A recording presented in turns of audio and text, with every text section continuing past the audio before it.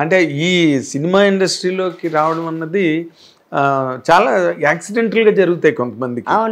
లేదా కొంతమందికి ప్లాన్డ్ గానే జరుగుతాయి.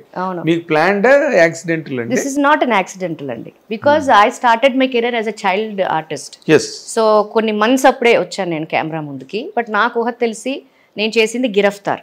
పాత Giraftaar, Amitabh Bachchan sir, Kamal Haasan sir, Rajinikanth sir, వీళ్ళందరూ నలుగురు హీరోస్లో ఒక సినిమా చేస్తే అందులో కమల్ హాసన్ చిన్నప్పుడు ఒక అబ్బాయి కావాలి అని అంటే మా తాతయ్య యాజ్ అన్ ఏజెంట్ అనమాట. కొన్ని పెద్ద పెద్ద సినిమాలకి హీజ్ అ ఏజెంట్. మనకి ఇప్పుడు స్టార్ కాస్టింగ్ అవి అట్లాగా అప్పుడు ఈ పదాలన్నీ ఇప్పుడు అని కొత్తగా వచ్చినాయి, ఈ బ్రో లాగా అలాగా.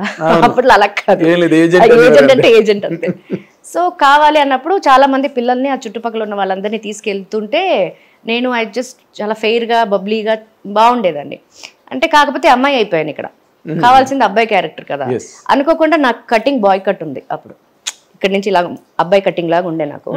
సో మా అన్నయ్యది షార్ట్స్ టీ షర్ట్ వేసేసి తీసుకెళ్ళిపోయారు మా తాతయ్య.